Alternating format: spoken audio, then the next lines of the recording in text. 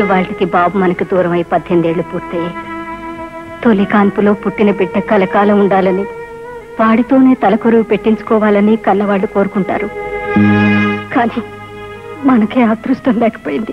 శారద, తప్పులు చేసే వాళ్ళని శిక్షించే అధికారినైనా ప్రతి ఏడాది ఈ రోజున తప్పు చేసిన నేరస్తులా బాధపడుతుంటాను. నా పొరపాటుకి తొందరపాటు తోడవటం వల్లనే మనకు పెద్దాడు దూరం అయ్యాడు. మీ బిడ్డను దూరం చేస్తున్న ఆ దేవుడు తన తప్పును సరిదిద్దుకోవాలనేమో నన్ను మీ దగ్గరికి పంపించాడు. రా బాబు, నువ్వు అన్నది నిజమే కావచ్చు. మా పెదబాబు లేని లోటు తీర్చడానికి నిన్ను మా మధ్యకు పంపించాడేమో. అమ్మా, రవణ్యకి ఇష్టం చేసిన ఈ లడ్లు, ప్రతి ఏడాది రవణ్య పేరు మీద ఎవరికో ఇచ్చే ఈ బట్టలు ఈసారి రాజన్నకి ఇవ్వమ్మా. అమ్మా, చేసే పనికి అర్థం ఉండాలి. ఎక్కడి మనిషో ఎలాంటి మనిషో తెలియని వాడిని అన్నయ్యతో పోలిస్తే సహించాం. కానీ ఇప్పుడు అన్నయ్య స్థానాన్నే ఇస్తానంటే మాత్రం నేను భరించలేను. అది కాదు బాబు, మీ అన్నయ్య దూరం అయిన ఈ రోజున అందరి కళ్ళకి రవిలాగా కనిపించే ఈ రాజాకి నా చేత్తో బట్టలిచ్చి మిఠాయి తినిపిస్తే నా మనసుకు తృప్తిగా ఉంటుందిరా. అమ్మా, కన్నవాడినైనా నాకంటే ఎక్కడి నుంచో వచ్చిన ఇతరే మీకు ఎక్కువైతే మీ ఇష్ట ప్రకారమే కానివ్వండి బాబు. కాకపోతే నీతి, నిజాయితీ, ప్రేమ, అభిమానం అన్నిటికీ మరో పేరైన రవణ ఇలాగైతే మీరు భావిస్తే నా మనసుకు శాంతి ఉండదు. శేఖర్, ఎన్నో ఏళ్ల క్రితం దూరం అయిపోయిన మీ అన్నయ్య మీద ఇప్పటికీ నీకింత అభిమానం, గౌరవం ఉండటం చాలా గొప్ప విషయం. నీ మనసుకు నచ్చని నాలాంటి వాడిని నీ మనసులో ఉన్న మీ అన్నయ్యతో పోలిస్తే నువ్వు ఒప్పుకోకపోవటం తప్పు కాదు. గుడ్.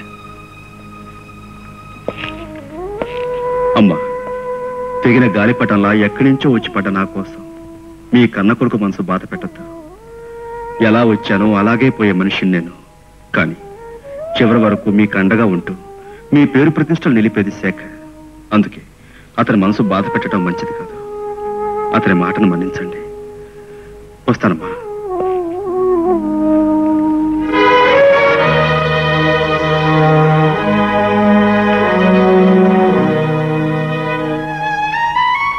శారద, కొన్ని బాధలను భరించాలని నుదుట రాసి ఉంటే మనం ఏం చేయలేం. ఆ బాధను దిగమింగటం తప్ప.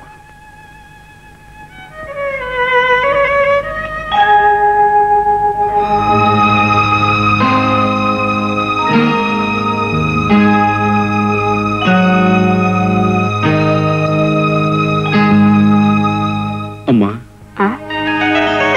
బాబు, ఉదయం నుంచి మనసుని ఎంత చంపుకున్నా, ఆశని ఎంత అణుచుకున్నా నీ దగ్గరకు రాకుండా ఉండలేకపోయానమ్మా. అమ్మ చేత్తో పెడితే తినే అదృష్టాన్ని ఎన్నో ఏళ్ల క్రితం పోగొట్టుకున్నా నేను మళ్ళీ పొందాలని ఇలా వచ్చానమ్మా.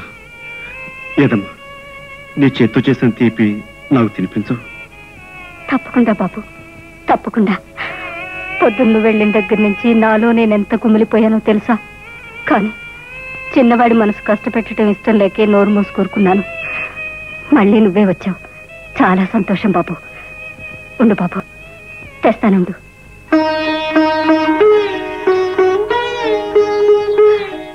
తిను బాబు.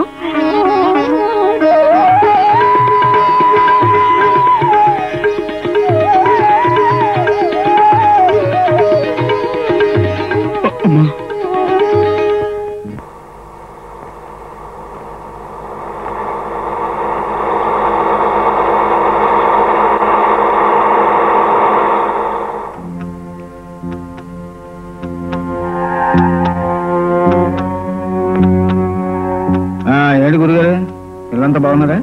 అంతా బాగానే ఉన్నారా? ఏమిటి విశేషాలు? అని మామూలే. సరేనా? సరే. చూడండి, మీరు దెబ్బలు తింటాం నాకు ఇష్టం లేదు. ఎందుకంటే అసలు నేరస్తులు మీరు కాదు కనుక. అందుకే మీరు తీసుకెళ్తున్న సరుకులు ఎవరు చెబితే మిమ్మల్ని వదిలేస్తాం. మర్యాదగా వాళ్ళు ఎవరో చెప్పండి. మీరు చెప్పరని నాకు తెలుసు, చెప్పకపోతే నేను వదలని మీకు తెలుసు. అందుకే 24 గంటలు టైం ఇస్తున్నా. మీరు గనక చెప్పకపోయారో జీవితంలో ఎప్పుడూ అనుభవించినటువంటి చిత్రహింసలు అనుభవిస్తారు. ఓకే, వీడు గతంలో అనేక సార్లు మన వ్యాపారం మీద దాడి చేసే సరుకును పట్టుకున్నా ఫోన్లే చూద్దామని ఊరుకున్నాం. ఇప్పుడు వీడే మనంతా చూసేటట్టున్నాడు. ఓకే, నువ్వు ఇలా ఆవేశపడితే ఆయాసం తప్ప ప్రయోజనం ఏమీ లేదు. అర్జెంటుగా నువ్వు సెటప్ ఆలోచించాలి. ఏముంది, వృత్తి మీద భక్తి ఉన్న వాళ్ళ బ్రతుకులు ఇలా అర్థంతరంగా ఆరిపోవలసిందే. మర్డర్ చేయడంలో స్పెషలిస్టుల్ని పిలిపించి ఈ ఎస్పీని కీర్తిశేషుణ్ణి చేయాలి. ఒరేయ్, వాడు మామూలు మనిషి కాదు, జాగ్రత్త. రవి, బ్రతికే ఉన్న నిన్ను వాళ్ళు పోయినట్టు భావించి బాధపడుతుంటే, నీ సొంత తమ్ముడే నిన్ను పరాయివాడుగా ద్వేషిస్తుంటే నువ్వే వాళ్ళ రవిబాబుని ఎందుకు చెప్పవు? నాకు తెలిసిన నిజాన్ని వాళ్ళకు కూడా తెలియజేస్తే ఆ కన్నవాళ్ళు ఎంత సంతోషిస్తారు. లేదు జయ, నా గురించి నిజం తెలిస్తే వాళ్ళు ఆనందించరు సరికదా, నన్ను అసహ్యించుకుంటారు.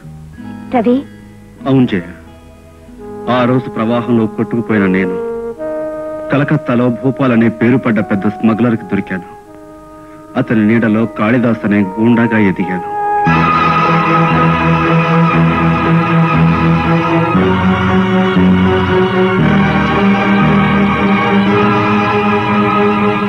అలాంటి దారుణమైన జీవితం నుంచి, దుర్మార్గపు అడ్డదారి నుంచి బయటపడ్డాను. ఆ కసాయివాడైన కాళిదాసు చరిత్రకు నిప్పు పెట్టి రాజాగా కొత్త జీవితం ప్రారంభించాను. జయ, నేరస్తుల పాలటి సింహస్వప్నంలా బ్రతికే మా నాన్నగారు తన కన్న కొడుకు ఒక నేరస్తులని తెలిస్తే తట్టుకోగలడా? అన్నయ్య అంటే అనురాగం, అభిమానం ఉన్న నా తమ్ముడు, చెల్లి వాళ్ళ అన్నయ్య ఒక గూండాని తెలిస్తే సహించగలరా? దయ, కరుణ, మమతలకు మరో రూపమైన నా తల్లి తన కన్న కొడుకు ఒక గజ దొంగని తెలిస్తే భరించగలదా? లేదు జయ, లేదు. వాళ్ళిప్పుడు రవి పోయినందుకే బాధపడుతున్నారు. నా గతం తెలిస్తే రవి ఎందుకు బతుకున్నాడా అని బాధపడతారు. అందుకే ఈ నిజం వాళ్ళకి తెలియటానికి వీల్లేదు. అయితే వాళ్ళకి దగ్గరగా ఉంటూ వాళ్ళ బాధను చూస్తూ వాళ్ళకి నిజం చెప్పలేక నీలో నువ్వు అనుక్షణం బాధపడే కంటే ఎక్కడికైనా దూరంగా వెళ్ళిపోవచ్చుగా. తల్లిదండ్రుల ప్రేమకు నోచుకొని నేను కనీసం వాళ్ళని కళ్ళతోనైనా చూసుకుని తృప్తి పడదామని కొంటున్నాను. పైగా ఎవరో దుర్మార్గులు వృత్తిని నమ్ముకున్న నా తండ్రిని చంపాలని ప్రయత్నిస్తున్నారు. ఆయనకి ఏ ప్రమాదం జరగకుండా నీడలాగా అనుక్షణం ఆయన కాపాడుకోవాలని కొంటున్నాను. జయ, నేను నిన్ను అడిగేది ఒకటే. ఏమిటి రాజా? నేను రవినన్న నిజం నీకు తప్పు మరెవరికి తెలియకూడదు. తప్పకుండా. నర్సిగా, ఏంటి గురు? చేపలాగా మందు కొట్టడానికి కాదురా ధర్మరాజు మనకు డబ్బిచ్చింది. ఆ ఎస్పీ గారిని ఇక్కడ రప్పించి చావ కొట్టడానికి. అయితే ఎస్పీకి ఒక ఫోన్ కొట్టినా గురు. చేయి. చూడు, ప్రమాదంలో ఉన్నాను, వచ్చి కాపాడండి అని నమ్మేటట్టు ఫోన్ చేయి. అలాగే గురు. ఫోన్ చేయాల్సింది ఎస్పీకి కాదురా, అంబులెన్స్ కోసం హాస్పిటల్కి. ఎందుకంటే కాసేపట్లో చావు దెబ్బలు తినే మిమ్మల్ని తీసుకువెళ్ళటానికి కావాలిగా. ఎవడో నువ్వు? నీ బాబుని బే. గురు చూసి కొట్టడం నేర్చుకోరా బేవకు.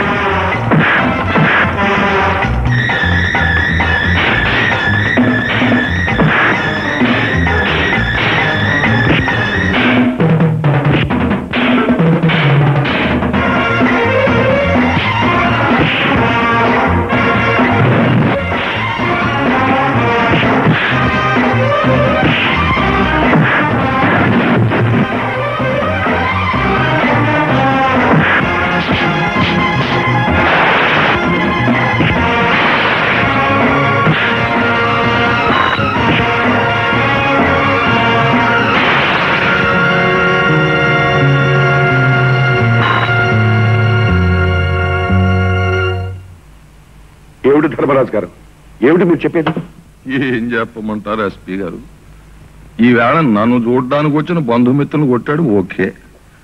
కానీ ఇలా పొరుగురు నుంచి వచ్చిన ప్రతి వాడిని కొట్టడం మీ ఊరి ఆచారమా, అలవాటా అని చెప్పేసి ఆ పొరుగురు వాళ్ళు అడుగుతూ ఉంటే నేను ఏం జవాబు చెప్పాలి? ఓకే, ఇది ఎక్కడ సెటప్ అండి? మన ధర్మరాజు గారు షష్ఠిపుత్రోత్సవం చేసుకుంటున్నారని పాపం వాళ్ళకి తెలిసి సంబరపడిపోయి వచ్చి గెస్ట్ హౌస్ లో కూర్చుని పురాణ పఠనం చేసుకుంటూ రామ్ కోట్ రాసుకుంటున్నారండి. ఇంతలో రౌడీ రాజా వచ్చి డబ్బిస్తారా సస్తారా లేకపోతే రామ్ కూడా చించాలు పారేయమంటారా అని ఒకరి మీద ఒకరిని వేసి పట్ పట్ పట్ పట్ కొట్టేస్తారండి. ఈ సెటప్ మీకు ఏమైనా బాగుందా? అది సరే ఎస్పీ గారు, ఈ వేళ నా వాళ్ళని కొట్టాడు ఓకే, రేపు మీ బంధుమిత్రులు కొడతాడు ఓకే, కానీ రైలు స్టేషన్ లో కూర్చుని కర్ర పట్టుకుని రైలు బండి దిగిన ప్రతివాడిని పట్టు కొట్టేస్తూ ఉంటే మీరు అలా చూస్తూ కూర్చుంటే ఓకే. అలాగే అతనికి ఇప్పుడే కబుర్ చేస్తాను, మీరు వెళ్ళండి. నమస్కారం. వస్తాను. నమస్కారం. రాజా, నువ్వు ధర్మరాజు గారి కోసం వచ్చిన పెద్ద మనుషుల్ని ఉత్తుపునైనా కొట్టినట్టు రిపోర్ట్ వచ్చింది. ఎందుకు కొట్టావు? ఆ విషయం వాళ్ళనే అడగలేకపోయారా? నేను నిన్ను అడుగుతున్నాను, సమాధానం చెప్పు. వాళ్ళు నేను కొట్టాను అని చెప్తే మీరు నన్ను పిలిపించి అడుగుతున్నారు, కానీ వాళ్ళని నేను కొట్టలేదు అంటున్నాను. మీరేం చేస్తారు? నువ్వు కొట్టినట్టు 10 మంది సాక్ష్యం చెప్తున్నారు. దేవుడి మీద ప్రమాణం చేసి పొట్టకూటి కోసం పవిత్రమైన న్యాయస్థానంలో పచ్చి అబద్ధాలు సాక్ష్యాలు చెబుతున్నారు ఈ రోజున. అలాంటి సాక్ష్యాలే మీరు నమ్మే మాట అయితే నేను కొట్టలేదని 20 మంది చేత సాక్ష్యం చెప్పిస్తాను. ఆల్ రైట్ రాజా, నీ మీద అభిమానంతో ఈసారికి నేను నమ్మి వదిలేస్తున్నాను. నువ్వు మరోసారి నేరం చేశావని తెలిస్తే ఆ దేవుడు అడ్డుపడ్డా సరే నేను వదిలిపెట్టను. నా ఈ కనుక